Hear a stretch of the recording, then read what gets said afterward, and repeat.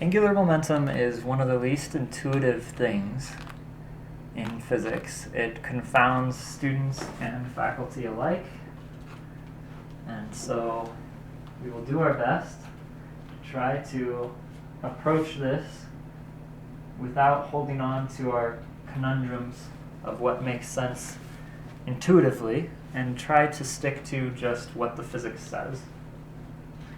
And there's many resources online, many lectures, many videos demonstrating the non-intuitiveness and demonstrating various things that you can witness with angular momentum that don't exactly make sense when we haven't studied the physics, but the physics tells us what's happening, and it works out. So with that grand introduction, we use a capital L to denote the angular momentum of a system. Angular momentum's relationship to linear momentum is the same as torque's relationship to force. So we'll start there. So torque it's a vector, R cross F. And for angular momentum, we have a capital L is equal to R cross P. And P is, of course, m times v, so we can say R cross mv. Notice that our angular momentum depends on our choice of origin, since it involves the position vector r relative to the origin. The time rate of change of angular momentum is equal to the torque of the net force. To show this, we'll take the time derivative of angular momentum using the product rule. So dl dt is equal to dr dt cross mv plus, product rule, r cross m dv dt.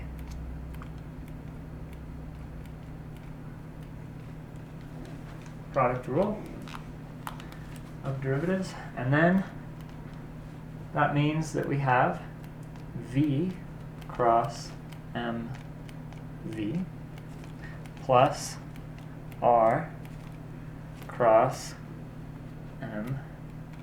a, regular linear A. So looking at these two terms, we're taking the cross product between this v vector and this v vector here that has a multiplication factor here, but regardless, the directions of these two vectors are going to be in the same direction. If v is here, well, v is also in that same direction. So they're 0% perpendicular to each other. So if you take the cross product of two identical vectors, or just two vectors that are in the same direction, you get a 0. So that term goes away, and we're left with just this term on the right side. So we're going to replace this ma with f, because f equals ma. And so we have dl dt is equal to r cross f. Wow, look at that. We've arrived at torque. Yeah? So this equation states that the rate of change of angular momentum of a particle equals the torque of the net force acting on it. This is analogous to the statement for linear momentum, in which we said that the rate of change of the linear momentum, dp dt, is equal to the net force that acts on it. Yeah? The net force, so the sum of all forces, vector sum.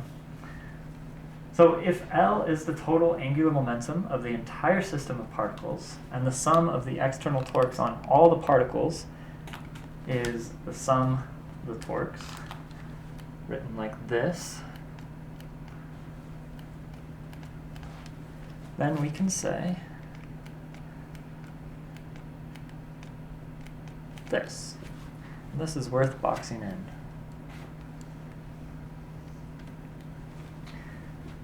Linear momentum is mass times velocity, and so it can be shown that angular momentum is just the rotational analog of that expression. For a rigid body, this is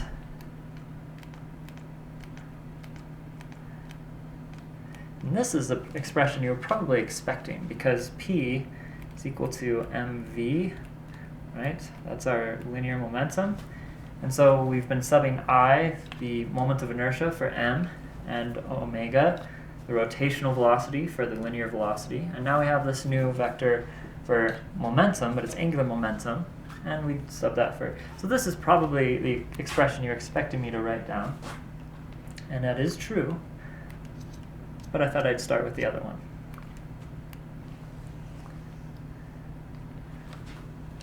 All right. Not quite done yet.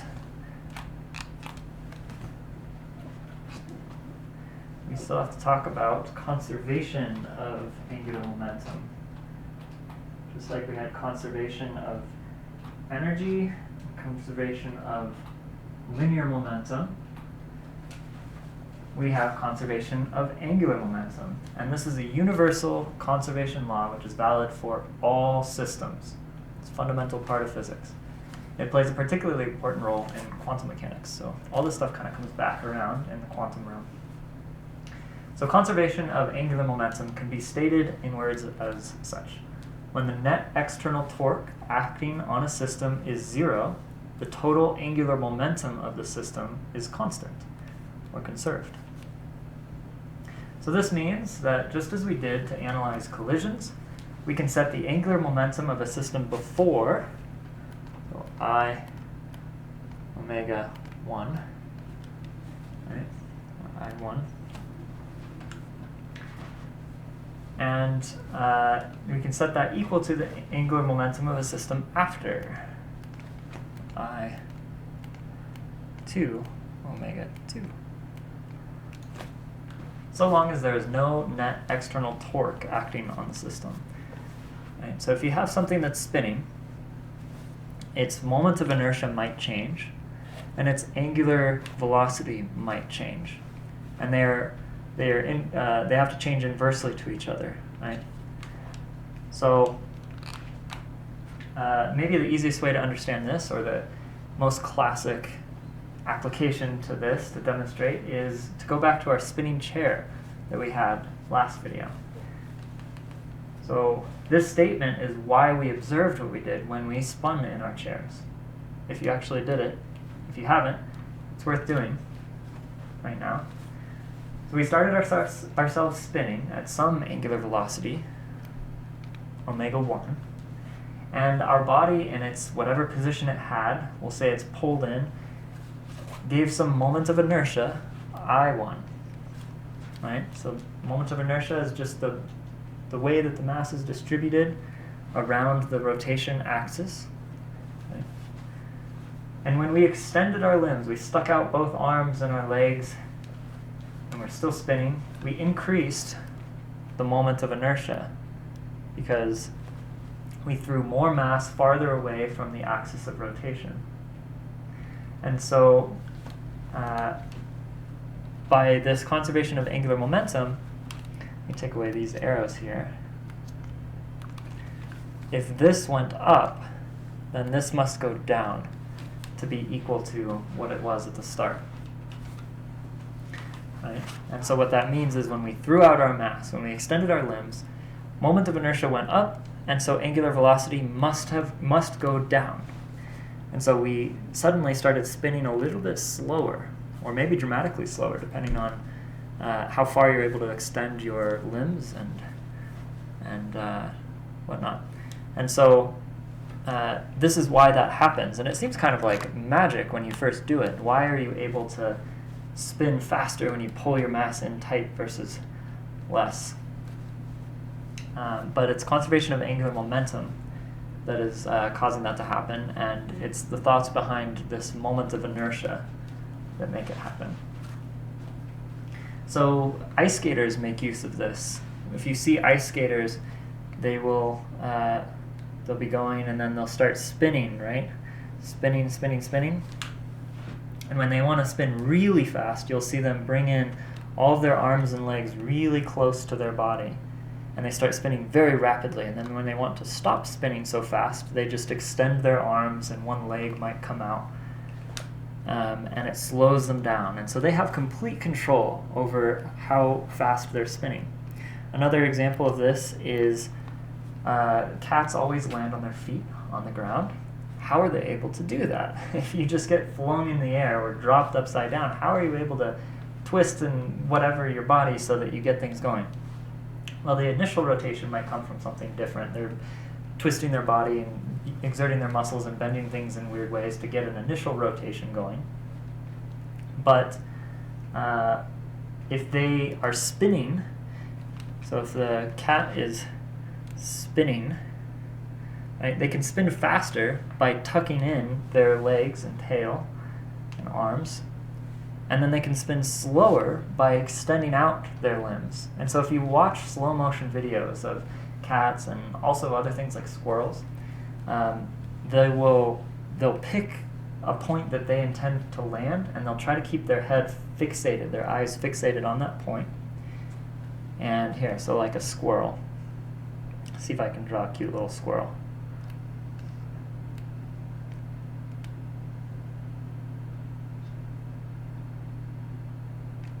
Not bad. That's its arms. Okay. And so when it's flying through the air, it will pick a point. Let's say it's going this way. So he's flying through the air. And he's going to be looking at some point here that he wants to go in. And if he's rotating, he can rotate faster by bringing in his limbs, and he can rotate slower by extending his limbs and extending the tail. And so as he's spinning, once he gets to the orientation that he wants, he does the mental calculation. And it's actually quite extraordinary that they can do this so naturally. Of course, they don't know the physics. They're not calculating in their head, but it's just all instincts. They'll plan it out so that they extend their arms at the right time so that by the time they get here, they land on their feet. If they miscalculated, then they might land upside down on their backs if he's just flying through the air and spinning. It's really quite cool when you start noticing these things and you start seeing how amazing the mechanics are of our universe and how animals take advantage of this stuff and how sports takes advantage of these things, maybe with or without knowing the deep physics of it. But this kind of stuff really just makes superhuman things seem a little bit more possible because you understand how it all works. All right, so hopefully that was a nice overview.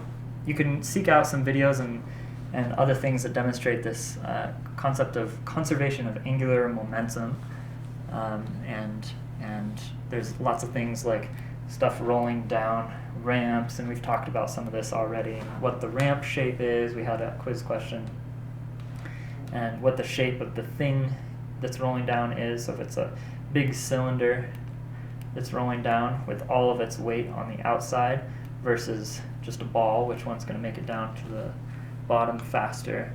These all involve these kinds of rotational concepts, and they're fascinating. They're really fascinating, and a lot of them are mind-bending. So if you can understand the physics, then you can really impress people with your rotational knowledge. So this wraps up our rotational journey here. It's a 2-chapter kind of part thing. And next lecture, we go into statics and equilibrium. So if all of the forces on something are equal or cancel out to 0, then it will stay standing. So there's certain things that you don't want any force on, any net force. You want them to stay exactly where they are, just like bridges. You don't want bridges to move, even though there's a lot of forces. And so what must be the case? How must the bridge be constructed so that the bridge doesn't fall? So look forward to that. But goodbye for today. A little bit of a short one.